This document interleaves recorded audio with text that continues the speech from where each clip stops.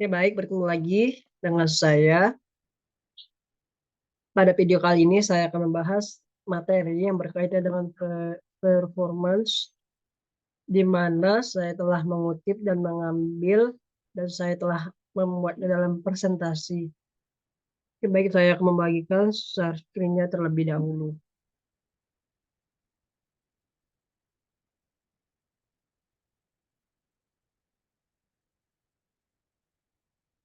Oke, yang pertama itu definisi dari performance, di mana definisinya adalah kemampuan ataupun kinerja yang dapat melaksanakan tugasnya. Performa diukur dengan melihat beberapa efisiensi dan efektif tergantung dengan konsepnya.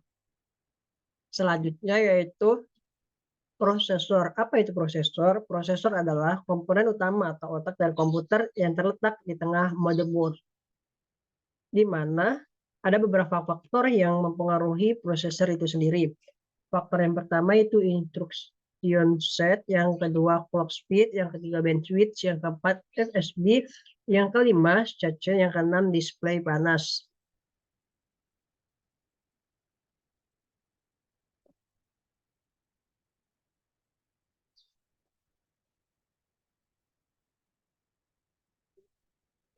Yang untuk instruction set itu adalah kode prosesor built-in yang memberitahu bagaimana melaksanakan tugasnya.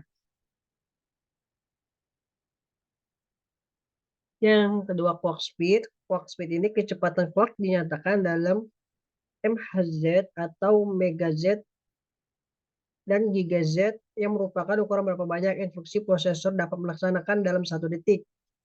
Ini adalah nomor pertama yang Anda akan lihat dalam iklan CPU, tapi jangan memilih berdasarkan CPU clock speed saja. Ini hanya salah satu faktor atau meskipun penting yang menentukan seberapa baik CPU akan tampil di situasi dunia nyata. Yang ketiga yaitu ada bandwidth. Diukur dalam bit. Bandwidth menentukan berapa banyak informasi prosesor dapat memproses dalam satu instruksi. Jika Anda bandingkan dengan aliran mobil pada arus lalu lintas di jalan raya, maka kecepatan mobil adalah clock dan bandwidth adalah lebar jalan raya. Selanjutnya yaitu ada FSB atau kecepatan proslit bus. Proslit bus disingkat dengan FSB, adalah kecepatan bus atau kecepatan jalur yang menghubungkan antara prosesor dengan motherboard, atau lebih tepatnya antara prosesor dengan chip logic pada motherboard.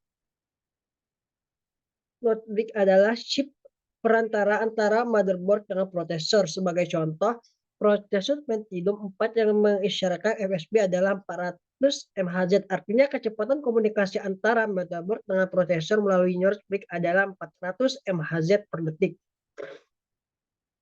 Pengertian FSB adalah istilah yang sering juga dipakai untuk mempresentasikan kecepatan atau MHz untuk bus yang digunakan berbagai komponen atau peripheral yang berhubungan dengan CPU.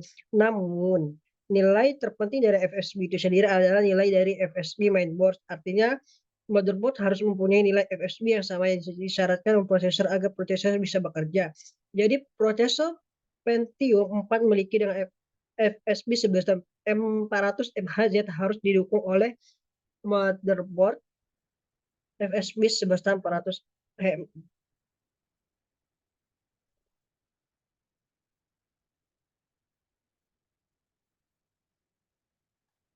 Sebuah prosesor Pentium memiliki FSB 400 MHz harus juga didukung oleh memori dengan spesifikasi tinggi. Walaupun tidak ada kaitannya langsung antara nilai-nilai yang tertera pada memori dengan FSB prosesor. Selanjutnya yaitu ada cache.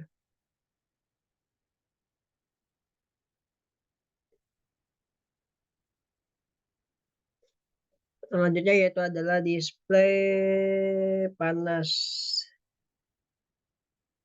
Cache itu adalah semacam RAM kecil pada CPU, tetapi kinerja sangat tinggi. Hal ini memungkinkan CPU untuk mengakses data berulang kali digunakan langsung dari memori sendiri yang onboard daripada berulang kali memintanya dari RAM. L2 sangat penting untuk aplikasi seperti game, video editing, dan program aplikasi 3D seperti CAD atau CAM. Selanjutnya yaitu display panas. Ketika prosesor berjalan terlalu panas, dia bisa mulai melakukan kesalahan atau bahkan membakar. Instalasi sistem pendinginan yang tidak memadai dapat menyebabkan komputer Anda rusak total. Jadi jangan berhemat untuk urusan pendinginan. Selanjutnya yaitu ada disk magnetik, di mana disk magnetik itu merupakan sebuah piringan bundar yang terbuat dari logam atau plastik yang dilapisi dengan bahan yang dapat dimagnetisasi. Data direkam di atasnya dan dibaca oleh head atau kumparan pengkondisi atau conducting coil. Head merupakan perangkat yang telah berrelatif berukuran kecil yang dapat membaca atau menulis. Lebar head sama dengan lebar track chip pengoptimalan program. Untuk cara-caranya itu ada beberapa langkah. Langkah yang pertama, berikan compiler informasi sebanyak mungkin. Yang kedua, gunakan konstanta dan variabel lokal. Yang ketiga, tentukan protif dan deklarasikan fungsi statis. Gunakan array alih pointer. Hindari tipe casing yang tidak perlu. Hindari luapan dari aliran bawah. Gunakan tipe data yang sesuai. Hilangkan semua cabang yang tidak perlu. Deklarasikan variabel ketika program mengalami masalah kinerja. Profil program sebelum memulai prosedur optimis. Selanjutnya yaitu beberapa upaya untuk meningkatkan kinerja keseluruhan sistem, yaitu ada 3 cara. Cara yang pertama yaitu pengoptimalan CPU, yang cara kedua optimalisasi memori, dan cara ketiga optimalisasi I atau input atau output. Terima kasih.